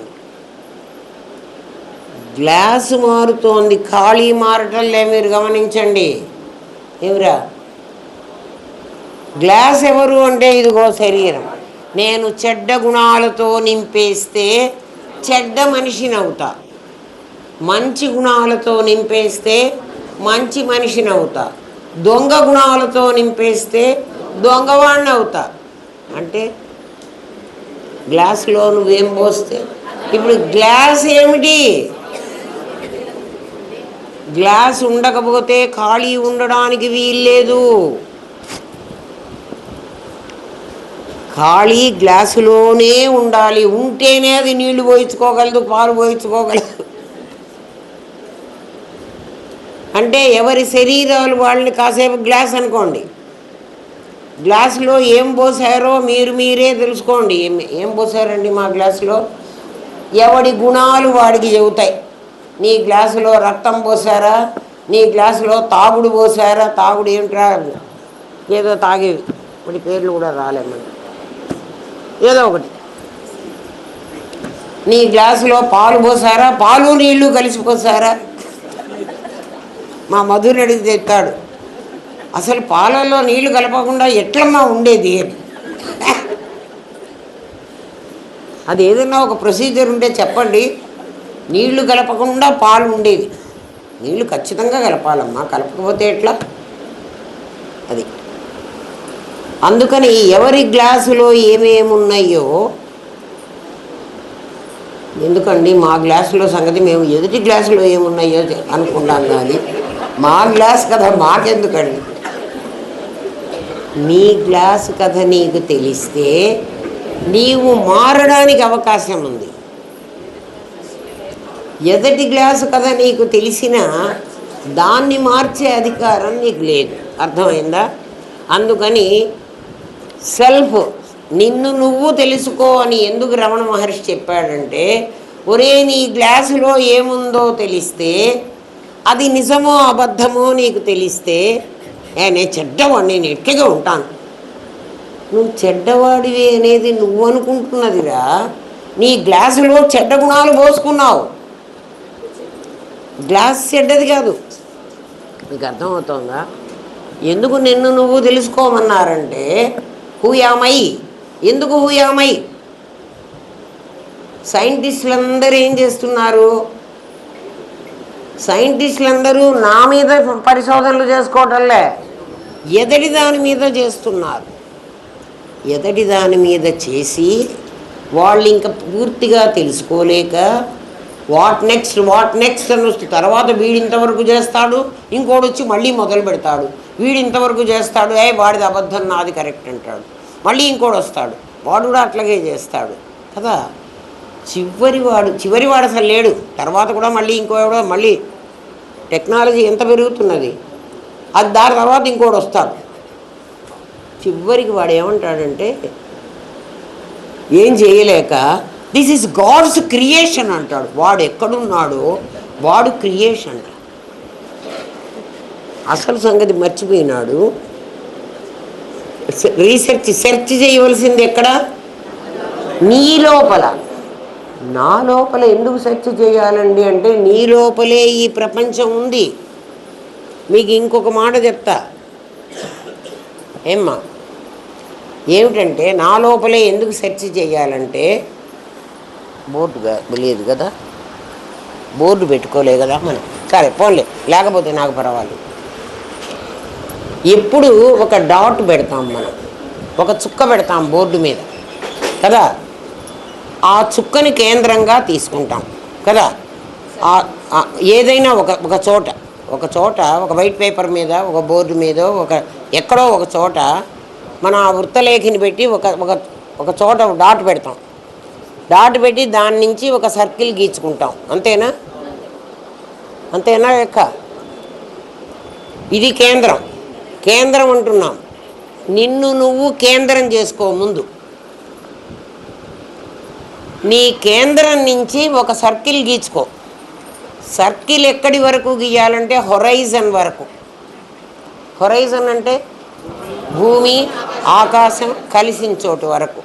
మీరు అది అబద్ధం అనుకునేటట్లయితే, మీరు బస్సులో ఎక్కడికన్నా వెళుతున్నప్పుడు కాస్త బస్సు వాడిని ఒక 100 రూపాయలు ఇచ్చి ఆపరా నాయన అని చెప్పి బస్సు దిగి మీరు అక్కడ నుంచోండి. ఈ ఇళ్ళు వాకిళ్ళు కనపడకుండా మీరు మొత్తం ఎటైనా చూడండి, కరెక్ట్ సర్కిల్ కనపడుతుంది. ఎందుకండి అంత కరెక్ట్గా కనపడుతోంది అంటే, నీ చూపు ఎక్కడి వరకు వెళుతుందో కదా, నీ చూపుకి ఎంత కెపాసిటీ ఉందో నీ చూపు ప్రత్యేకంగా లైన్ గీస్తుంది. దాన్ని ఏమంటాము? ఒక వృత్తము అంటాం, ఒక పరిధి కదా. ఒక సున్నే కనపడుతుంది. సున్నలో కేంద్రం పాయింట్, సెంటర్ పాయింట్ నువ్వే ఉంటావు. ఎక్కడైనా చూసుకోండి. నేనున్నానని తెలిస్తే నాకు లాభం ఏమిటండి? నీ పాయింట్ ఎప్పుడు కూడా 360 డిగ్రీలు. ఎవడు చెప్పినా అదే. ఎక్కడైతే చుక్క పెట్టామో చుక్క ఇంకా కొలవక్కర్లేదు. మిగిలిన కోణాలైతే నువ్వు కొలుచుకోవాలి. ఇది ఇన్ని డిగ్రీలు ఉంది, ఇది ఇన్ని డిగ్రీలు ఉంది, ఇది ఇన్ని డిగ్రీలు. ఏబి ఈజ్ ఈక్వల్ టు ఇన్ని డిగ్రీలు, బీసీ ఈజ్ ఈక్వల్ టు ఇన్ని డిగ్రీలు, సిఏ ఇన్ని డిగ్రీలు, ఇట్లా కొలుచుకోవాలి. కానీ నువ్వు పాయింట్ పెట్టావు అంటే పాయింట్ ఎప్పుడు 360 డిగ్రీలు. పాయింట్ నుంచి సర్కిల్ ఉందే, పెద్ద సర్కిల్. ఈ సర్కిల్లో ఇక్కడి నుంచి ఇక్కడికి వెళ్ళాలంటే ఇది 1 డిగ్రీ. ఈ మధ్యలో ఎన్ని అనేకాలైనా ఉండొచ్చు. ఈ మధ్యలో ఎన్ని అనేకాలైనా ఉండొచ్చు. కొంతమందికి ఇంత మాత్రమే అంటే ఈ పోర్షనే తెలుసు, కొంతమందికి ఈ పోర్షనే తెలుసు, కొంతమందికి ఈ పోర్షనే తెలుసు, కొంతమందికి ఈ పోర్షనే తెలుసు. కానీ ఇక్కడున్న వాడికి అన్నీ తెలుసు. అది నిన్ను సెర్చ్ చేసుకోవాలి. అర్థమైందా? నన్ను నేను ఎందుకు పరీక్షించుకోవాలి అంటే, నువ్వు ఇటువైపు పరీక్షించడం మొదలు పెడితే నువ్వు దేంట్లో ఉన్నా సెర్చ్ చేయి. రీసెర్చ్ ఆల్రెడీ సెర్చ్డ్ అయిపోయింది. ఎవరన్నా రీసెర్చ్ చేస్తున్నా అంటే అర్థం ఏంటి? మళ్ళీ సెర్చ్ చేస్తున్నాను. ఎందుకురా మళ్ళీ సెర్చ్ చేస్తున్నావు? ఆల్రెడీ వాడు ఎవడో చేశాడు, వాడు చేసి వాడికి రిజల్ట్ రాలే. అర్థమైంది? రీసెర్చ్ అంటే ఏంటరా? అంతే. రీసెర్చ్ చేసేవాడికి ఏమని ఇస్తున్నారు? పిహెచ్డి అని ఇస్తున్నారు కదా, డాక్టర్ ఆఫ్ ఫిలాసఫీ అని ఇస్తున్నారు. వాడికి ఫిలాసఫీ రాలే, అందరికీ పిహెచ్డీలు ఇచ్చే పారేశారు. ఎందుకంటే అందరు రీసెర్చ్ చేశారు. Research, not only search, research చేశారు వాళ్ళంతా. రీసెర్చ్ చేస్తే నీకేమీ రాదు. ఎందుకు రాదు? రీసెర్చ్ ఎప్పుడు పాయింట్ దగ్గర చేయటంలే, పాయింట్ దాటి హొరైజన్ వరకు ఈ పోర్షన్లో నువ్వు చేసావు, ఈ పోర్షన్లో చేసావు. ఎవడు వాడు లైఫ్ టైంలో చేయలేడు, ఇక్కడ చేయొచ్చు. ఎందుకని? నువ్వెక్కడున్నావో అక్కడ నువ్వు నీ లైఫ్ టైం అంతా సెర్చ్ చేయి. రీసెర్చ్ అక్కర్లే. ఎందుకని? ఇప్పటి వరకు ఎవడు సెర్చ్ చేయలే. ఇది నీకు అర్థమైందిట్రా? అక్కడ సెర్చ్ చేద్దామంటే ఎవడో చేసేసాడు ఆల్రెడీ, దాని మీద మళ్ళీ మనం చెయ్యాలి. ఇక్కడ ఇంకా ఎవడో సెర్చ్ చేయలే. ఇక్కడ సెర్చ్ చేయలేదని మీకు ఎట్లా తెలుసుందండి? సెర్చ్ చేస్తే నాకు రిజల్ట్ వచ్చేది కదరా. నీకు అర్థమైందా? ఎంత బాగుంటుంది వేదాంతం.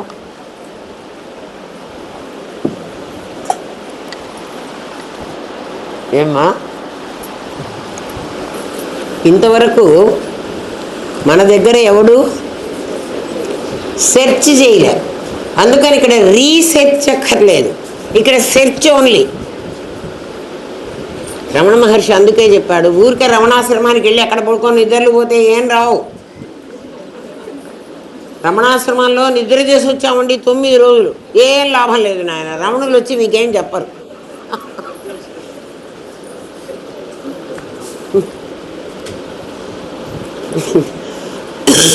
ఎందుకంటే చెప్పడానికి ఇంకొకరు లేడు.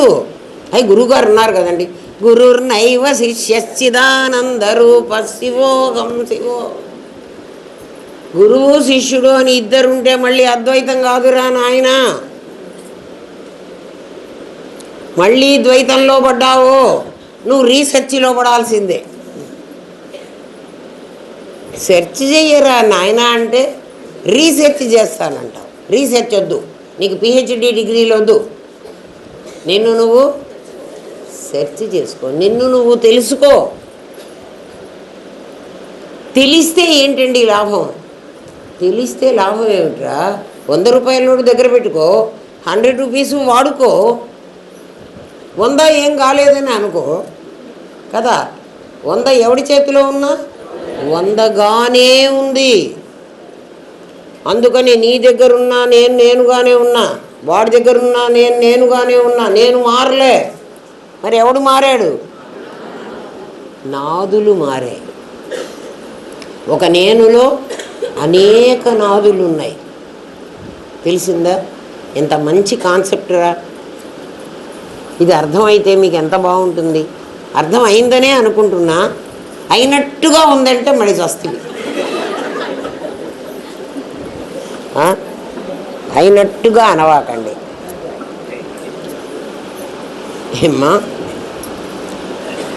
అది అర్థమైంది అంటానికి నీకు సెర్చ్ చేసుకోమన్నా కదా. సెర్చ్ చేస్తే రిజల్ట్ ఏంటి అంటే ఉన్నది పరమాత్మే, నీకు తెలియాలి. ఉన్నది ఎవరు అంటే ఎవడుగా ఉన్నాడు? నేనుగా ఉన్నాడు. వాడు మారటంలే. ఉన్నది పరమాత్మే, ఉన్నది ఎంటీ గ్లాసే, ఖాళీయే, శూన్యమే కదా. శూన్యం ఎందుకు ఉందండి అంటే ఏమన్నా పోయాలంటే గ్లాసు నిండా ఉంటే ఇంకేం పోస్తావు? ఆ శూన్యంలో మనం పోసుకున్నాం ఈ శరీరాలు. ఆ శూన్యంలో ఏమేమి ఉన్నాయంటే ఈ శరీరాలు. ఏ శరీరాలు? ఒక స్థూల శరీరం, ఒక సూక్ష్మ శరీరం, ఒక కారణ శరీరం. ఇందాక పాలు, నీళ్లు, రక్తము, దుమ్ము, దుశానం ఏందో పోసాం కదా, అట్లాంటిది. ఇందులో 3 శరీరాలు పోసానట. పోసానా పోయలేదా? పొయ్యలే. ఎట్లా పోసాను? భవానీ భావనాగమ్య, భావంలో పోసాను. అంటే పోసినట్టు అనుకున్నాను. 3 శరీరాలు నాకు ఉన్నాయి అని నేను అనుకున్నాను. ఏమి అర్థమవుతుందా సాహితీ? 3 శరీరాలు నాకు ఉన్నాయి అని నేను అనుకున్నా. అనుకోవటంతో నాకేమొచ్చిందంటే, అమ్మ 3 శరీరాలతో నేను చాలా కష్టపడుతున్నానే. స్థూలంతో కష్టం, ఎందుకంటే నా కాలు నొప్పి, నా మనస్సు బాగలే కదా, నాకు ఆకలి అవుతోంది, నాకు దప్పిక అయింది, నాకు రోగం వచ్చింది. ఇవన్నీ ఏమిటంటే నీ శరీరాలకు వచ్చిన రోగాలు, నీకు రాలే. కానీ నువ్వేం చేస్తున్నావంటే శరీరాలు ఎప్పుడైతే నావి అనుకున్నానో ఆ వచ్చినవన్నీ కూడా ఆ అనుకున్నవాడు ఎవడు అంటే వాడు జీవుడు. ఇప్పుడు జీవుడు నిజంగా ఉన్నాడా? వాడు అనుకుంటున్నవన్నీ నిజంగా ఉన్నాయా? అనుకుంటున్నవి అని ఎందుకు అనుకుంటున్నామంటే 100 రూపాయల నోట్ లోపల 100 ఉన్నాయి అని అనుకోవడమే కదా. అది అనుకోవడమేనా కాదా? 100 రూపాయల్లో 100 నోట్లు ఎక్కడున్నాయి రా, చూపించు నాకు. లేవు. 100 ముక్కలు చెయ్యి, పనికిరావు. 100 రూపాయల నోట్ అట్లా ఉండాలంటే దాంట్లో ఉన్నాయని నువ్వు అనుకుంటావు, అంగడివాడు అనుకుంటాడు, ఎవడన్నా అనుకుంటాడు. అనుకోండి, అందరు అనుకోండి, అందరు జీవుళ్ళు అయిపోతారు. ఎవడు అనుకుంటాడో వాడు జీవుడు. ఏమనుకున్నాడండి? నేననే వాడిని ఒక 100 రూపాయల నోట్ని, నా లోపల 3 శరీరాలు ఉన్నాయి, 3 శరీరాలకి చాలా కష్టాలు సుఖాలు ఉన్నాయి, ఆ కష్ట సుఖాలు అనుభవిస్తున్న నేను జీవుణ్ణి. 3 శరీరాలకు ఉన్నాయి. జ్వరం వచ్చింది ఎవరికిరా? చలి పుట్టింది ఎవరికిరా? చలి ఎవరికి పుట్టింది? శరీరానికి పుట్టింది. ఆకలి ఎవరికి అయింది? శరీరానికి అయింది. కాలు ఎవరికి నొప్పి? శరీరానికి నొప్పి కదా. మనసుకు కష్టాలు సుఖాలు దుఃఖాలు అన్నీ ఎవరికి వచ్చినాయి? మనసుకు వచ్చినాయి, సూక్ష్మ శరీరానికి వచ్చినాయి. మరి ఇంకా నీకేమొచ్చినాయిరా?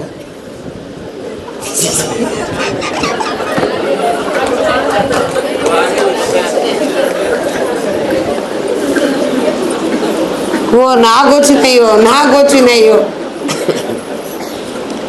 అంత పాఠం వింటారా నా దగ్గరికి వచ్చి? పాఠం అంతా విన్నాక గురువుగారు అంటారు, నాకు దండం పెట్టడానికి వస్తారు. ఓన్లే పాపం జీవుడు ఈ రోజుకైనా తరిద్దామని అనుకున్నాడు అని దండం పెట్టించుకుందామని, అమ్మ పెట్టుకుపోండి ఏం పర్వాలేదు అని చెప్తా. అంటే దండం పెడితే నిజంగా ఏం రాదు, నాకు తెలుసు ఆ సంగతి. కానీ మీకు దండం పెడితే ఏదో వస్తుందని ఉంది, పెట్టుకోండి అంట. నాకు నష్టం లేదు కదా. మీకై మీరే వంగి కష్టపడి దండాలు పెడతారు, పెట్టుకోండి. తీర దగ్గరికి వచ్చిన తర్వాత నేను చెప్పిందంతా ఈశనత్రయాలే చెబుతా. ధనేషణ, దారేషణ, పుత్రేషణ, నాయన ఈ 3 వదిలితేనే నేననేవాడు నీకు తెలుస్తాడురా అని చెప్తా కదా.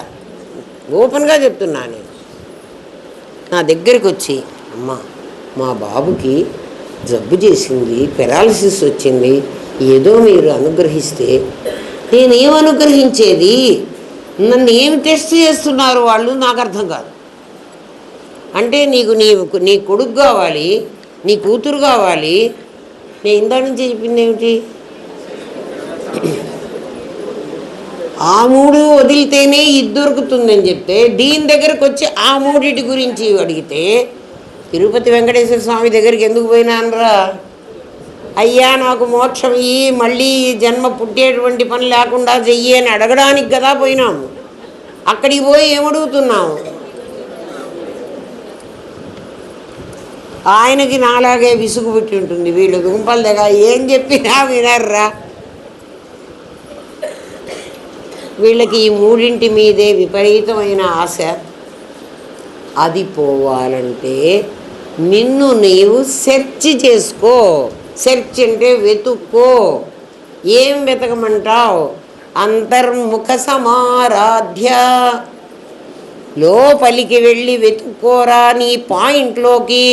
బహిర్ముఖ సుదుర్లభ, నువ్వు బయట ఎంత వెతికినా రాదు, కాశీ పోయినా రాదు, గంగలో దూకినా రాదు. చలొచ్చి రోగం వస్తుంది గంగలో దూకితే. మరి ఎందుకండి గంగలో దూకమన్నారు, మమ్మల్ని కాశీ పొమ్మన్నారు, మమ్మల్ని కష్టపెట్టారు, మాకు డబ్బులన్నీ ఖర్చు అయిపోయినాయి? అదురా నాయన, శాస్త్రం ఏం చెప్పిందంటే ఉత్తమం తత్వదర్శనం. నాయన, నీలో ఉన్నటువంటి పరమాత్మని త్వం అనే పేరుతో తత్ అనేవాడు నీ లోపలున్నాడు. ఆ తత్తు త్వమ్ముని దర్శించరా. ఉత్తమం తత్వదర్శనం, అది ఫస్ట్ క్వాలిటీ. మధ్యమం శాస్త్రచింతనం, శాస్త్రచింతన మధ్యమం. నువ్వు అది చేయలేకపోతే ఇది చెయ్యి. అధమం మంత్రచింతాచ, ఓం నమ శివాయ ఓం నమ శివాయ అధమం. తీర్థభ్రాంతి అధమాధమం. మరి అధమాధమం మాకెందుకు చెప్పారండి? అధమాధమం నుంచి పైకి తీసుకెళ్ళి చదువుకోండిరా. చదువు చాలా గొప్పదిరా. బడికి వెళ్ళమంటే చదువుకోని అంటాడు. ఎందుకు చదువు అనవసరం అంటారు. అంటే మీ దృష్టిలో చదువు అనవసరం, ఎందుకంటే మీరు కేవలం డబ్బులు సంపాదించుకోవడానికి చదువుకుంటున్నారు. అది ఎక్కర్లేదు. ఆ డిగ్రీలు మా గురుదేవులు అనేవాళ్ళు, నీ డిగ్రీలన్నీ కొంచెం కుంకుమ పొట్లం కట్టుకోవడానికి కూడా పనికిరావు. ఎందుకంటే నా డిగ్రీలు ఎప్పుడో 60 ఏళ్ల కింద వచ్చినవి, 60 ఏళ్ళు 70 ఏళ్ళు కదా. అవి కాస్త కుంకుమ పొట్లం కట్టుకుందామంటే పటపట విరిగిపోయి ముక్కలైపోతాయి, అస్సలు పనికిరావు. ఆ డిగ్రీలు పొట్టకూడు సంపాదించుకోవడానికి పనికొస్తాయి. అంటే మన జీవితం అంతా కూడు సంపాదించుకు తినడానికే, ఫెసిలిటీస్ అన్నీ అనుభవించడానికే. అదే మన చదువుకు ఉపయోగం. అయితే అది చెయ్యొద్దా అండి? చెయ్యి నాయన. అదే చెయ్యవా, మరేం చేయమంటావు? తత్వదర్శనం చేయి, సెర్చ్ చేసుకో, నీ లోపల నువ్వు పరీక్షించుకో. హూయామై, నేనెవరిని అసలు? నేను భానుమతినా? నేను ఫలానా వాడి కూతురునా? ఫలానా వాడికి భార్యనా? ఇవన్నీ నా 100 రూపాయల నోట్లో వచ్చిన ఒకట్లు అంతే కదా. ఆ 100 రూపాయల నోట్లో చాలా ఒకట్లు ఉన్నాయి కదా. ఒకటి మా అమ్మ, ఒకటి మా నాన్న, ఒకటి మా అక్క, మా చెల్లి, మా తమ్ముడు, మా అన్న, అంతే అయిపోయినాయా అండి? ఒకటి నా భర్త, ఇంకొకటి నా అత్త మామ, ఇంకొకటి నా ఆడబిడ్డలు, నాకు తోడికోడళ్ళు, మస్తు జనాలు ఉన్నారు. 100 ఉన్నాయిగా 100 రూపాయల నోట్లో కదా.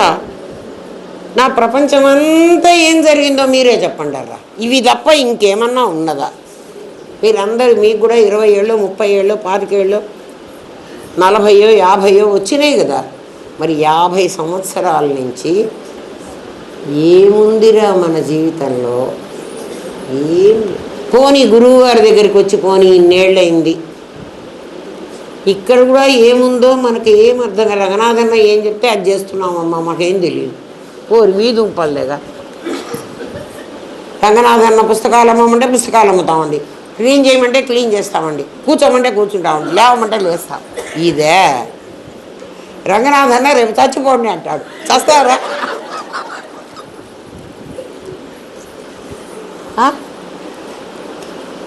మనం టిఫిన్ ఏం చేసుకుందాం, పొద్దున్న ఏం చేద్దాం, సాయంత్రం ఏం చేద్దాం, ఇదే మీటింగ్లో మాట్లాడుకోవాల్సింది. ఆలోచించండి రా, సిగ్గుపడండి రా. ఎందుకు మనకు తెలియటం లేదు అర్థం చేసుకోండి రా నాయన. 96 92 ఏదో ప్రశ్న దసరా పండగప్పటి నుంచి కదా, 98ఏనా? ఈ 5-6 ప్రశ్నలేనా ఇట్లాంటివి? ఏమిరా ఎప్పుడో నాకైతే విజయదశమి గుర్తు, మన కోడి నెమలి వచ్చినప్పటి నుంచి. అది అవి కూడా చెప్పేస్తా, టైం అయిపోతుంది. కానీ చాలా బాగుంటుందరా. అంటే ఒక్కొక్క కాన్సెప్ట్ ఎటువంటివి ఇచ్చారో మన ఋషులు. నాకైతే ఒక్కొక్కసారి కళ్ళ నీళ్ళు వస్తాయి. అటువంటి మహానుభావులు చెట్ల కింద ఉన్నారురా, కందమూలాలు తిన్నారురా వాళ్ళు. ఇంత పెద్ద జ్ఞానాన్ని మనకు మూట గట్టిచ్చారు, ఒక్క పైసా తీసుకోలే వాళ్ళు. ఎంత మహానుభావులో అసలు వాళ్ళ పేర్లు కూడా రాసుకోలే. మనం ఏదో ఒక ఫ్యాను ప్రజెంట్ చేస్తే గుళ్ళో దాని మీద ఒక రూమ్కి కాస్త డబ్బులు డొనేట్ చేస్తే నేను, నా పెళ్ళాము, నా కోడలు, నా తల్లి, అంత కొడుకు కోడలు, మనవడు, మనవరాలు కూడా, దాని దుంపదేగా మనవరాలు ఇంకా జాడాది కూడా. అంటే ఈ పుణ్యం ఏదో దానికి అసలు పుణ్యమే రాదు, దానికి కూడా రావాలి. పైగా వీడు ఈ డొనేట్ చేసింది ఎందుకంటే తల్లిదండ్రుల జ్ఞాపకార్థం కాబట్టి తల్లిదండ్రులు రావాలి, వీడి పెళ్ళాన్ని రావాలి, వీడి కొడుకు కోడలు రావాలి, వీడి మనవడు. ఇన్ని తరాల వాళ్ళు దానికి డబ్బులు ఇచ్చారా? డబ్బులు వీడొక్కడిచ్చుంటాడు. పాపం వాడు పంచుకోకుండా పుణ్యం కాస్త అందరికి పంచిపెట్టాడు. వాడు డబ్బులు పంచిపెట్టాడు, పుణ్యం కూడా పంచిపెట్టేసి వాడికి ఏం లేదు. చిన్న పిల్లలకి ఒక పాట చెప్తారు, ఎల్కేజీలోనో ఇంకా యూకేజీ, ఏమిటి, దోశమ్మ దోశ, వేడి దోశ, నాన్నకు 4, అమ్మకు 3, అక్కకు 2, చెల్లికి 1, నాకేమీ లేదు.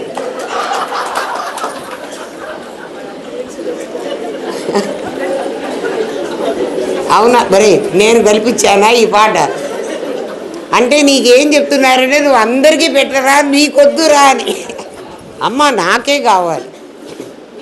నీకెంతప్పటి నుంచి నేర్పిస్తున్నారు ఆ మాట? నేర్చుకున్నావా?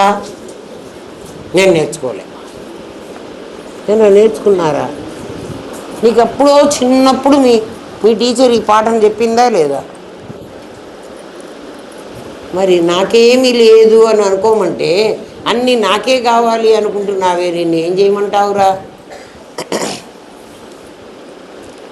మనం గురువుగారిని అడుగుతూ అభ్యాస వైరాగ్యమను దృష్టి ప్రసాదించిన గురువే సర్వస్వం.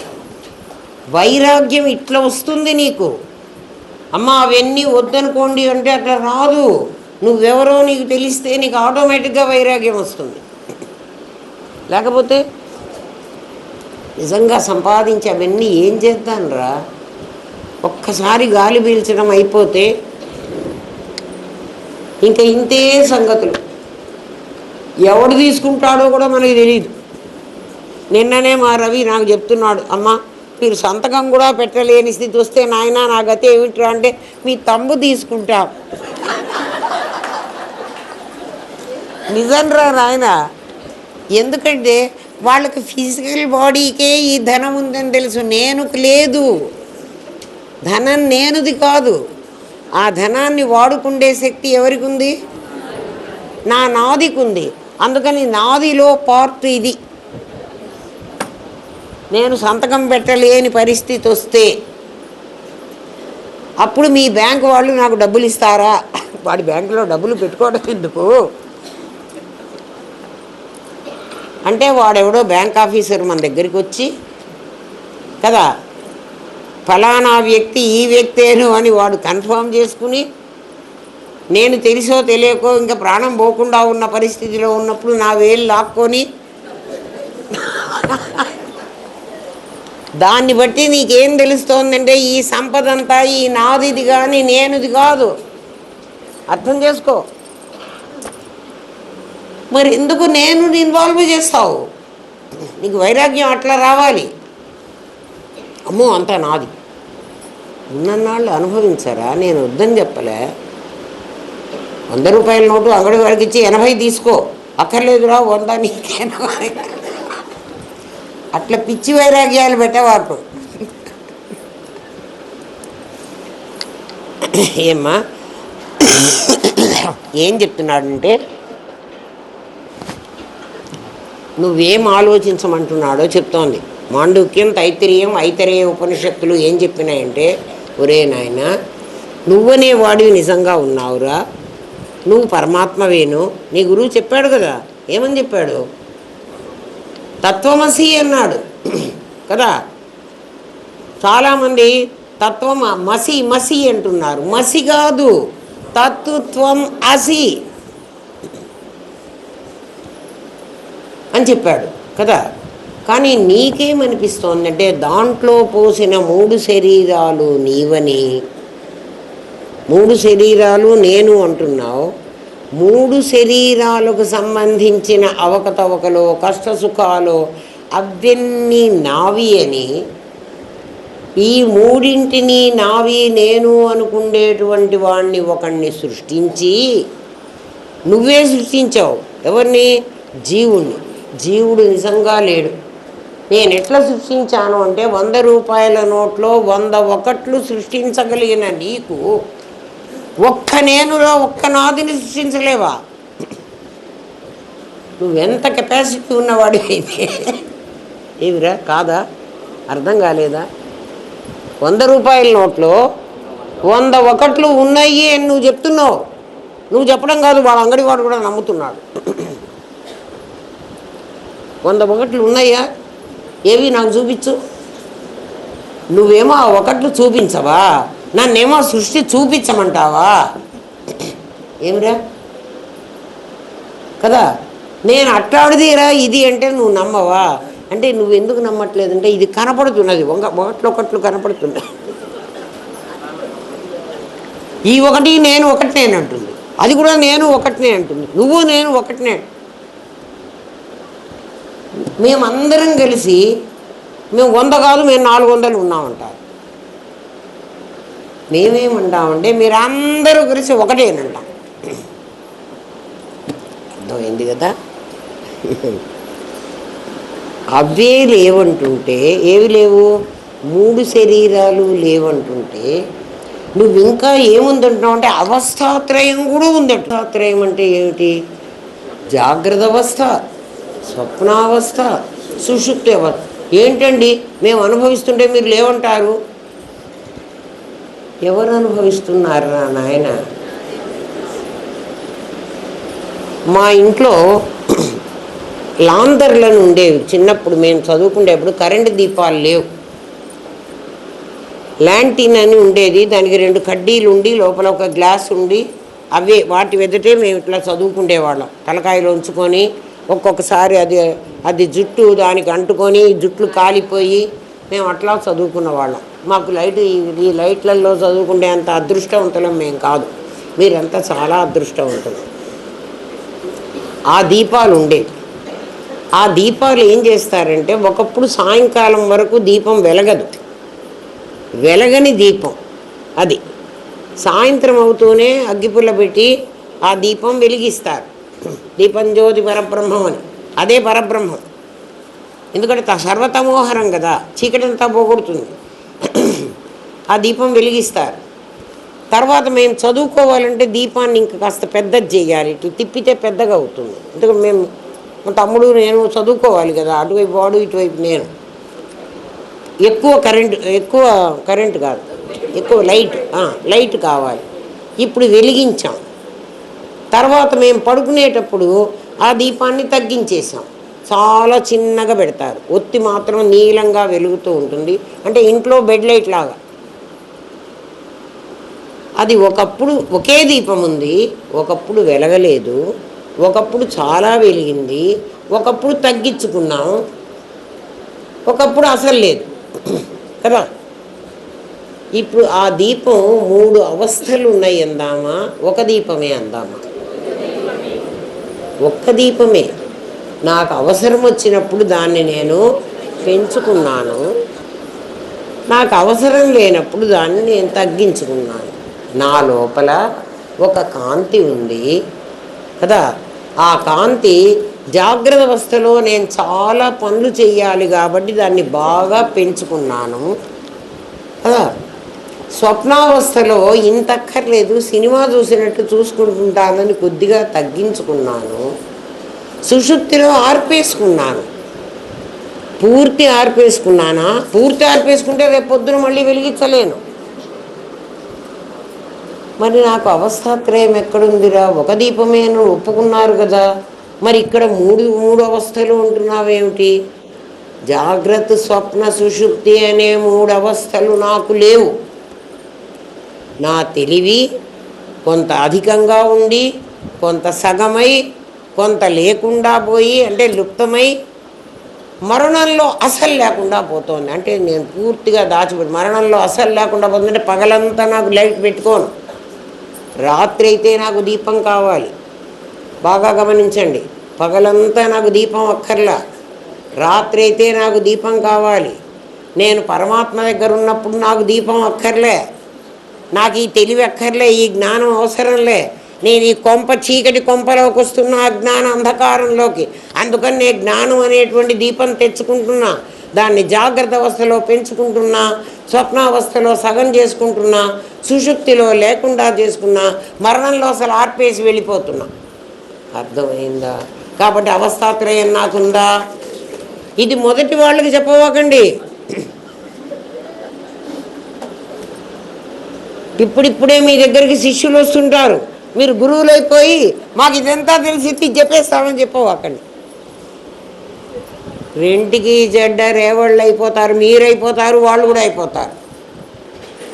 ఇన్నాళ్ళ బట్టి నేను చెప్పానా? ఓంకారం చెప్పాక మీకు 3 వారాలు టైం ఎందుకు ఇచ్చాను? మిమ్మల్ని మీరు ప్రిపేర్ చేసుకోవడానికి. కానీ ఎవరు ప్రిపేర్ చేసుకోలేదులే, అది నాకు తెలుసు. ఈ 3 వారాలు ఎవరన్నా ప్రిపేర్ చేసుకున్నారా? అసలు దాని గురించి వినలేదండి, అయిపోయింది. మీరు వెళ్ళిపోయినారు, మేము కూడా వెళ్ళిపోయినాం. మళ్ళీ మీరు వచ్చారు, మళ్ళీ వెళ్ళిపోయారు. సరే ఏమ్మా, కనిపిస్తుంటే లేనిదని ఎలా నమ్మాలి అన్నది నీ ప్రశ్న. మాకు 3 అవస్థలు కనిపిస్తున్నాయండి, మేము జాగ్రత్తలో ఉన్నాం. ఇప్పుడు ఇంకాసేపటికి మేము నిద్రపోతాం, మాకు తెలుస్తున్నది, మీరు లేదంటున్నారు. ఉన్నది పరమాత్మ అయితే ఆయన కనపడాలి, కానీ లేని జగత్తు కనపడకూడదు. వాడి క్వశ్చన్ అది. ఏమ్మా, ఇంత పారాగ్రాఫ్ అయింది, 1.5 గంట టైం అయిపోయింది. ఇంకా 9 నిమిషాలు ఎక్కువ తీసుకున్నా. రేపు చెప్తాను. రేపంటే నెక్స్ట్ క్లాస్, రేపు క్లాస్ లేదు. ఏమ్మా, అర్థమైందా? ఇవాళ ఎంతవరకు పెట్టుకుందాం మనం? 100 రూపాయల నోట్ని ఒకటిగానే ఉంటుంది, దాంట్లో అనేకం ఉన్నాయన్నది నా భావన. అట్లా పరమాత్మ ఒకటిగానే ఉన్నాడు, అందులో అనేకమైన ప్రపంచం ఉన్నదన్నది నా భావన. ఆ పరమాత్మ ఎక్కడున్నాడు అంటే నాలోనే నేనుగా ఉన్నాడు. నేను ఉండకపోతే నాది ఉండడానికి వీల్లేదు. నాది అనేది ఇందులో పోసినటువంటి ద్రవం లాంటిది కదా, అంతేనా? రేపు చెప్పుకుందాం. ఇది గుర్తుపెట్టుకోండి, దీన్నే ఫాలో అవ్వండి, ఇదే సాధన. ఓం తత్సత్. స్వస్తి ప్రజాభ్య పరిపాలయంతాన్యాయేన మార్గేణ మహిన్మహీష గో బ్రాహ్మణేభ్య శుభమస్తు నిత్యం. లోకా సమస్తా సుఖినో భవంతు. ఓం పూర్ణమదః పూర్ణమిదం పూర్ణాత్ పూర్ణముదచ్యతే పూర్ణస్య పూర్ణమాదాయ పూర్ణమేవావశిష్యతే. ఓం శాంతి శాంతి శాంతి. ఓం నమో బ్రహ్మాదిభ్యో బ్రహ్మ విద్యా సాంప్రదాయ కర్తృభ్యో వంశ ఋషిభ్యో గురుభ్యో నమో మహద్భ్యః. సర్వోపద్రవరహిత ప్రజ్ఞానఘనః ప్రత్యగర్ధో బ్రహ్మైవాహమస్మి బ్రహ్మైవాహమస్మి బ్రహ్మైవాహమస్మి.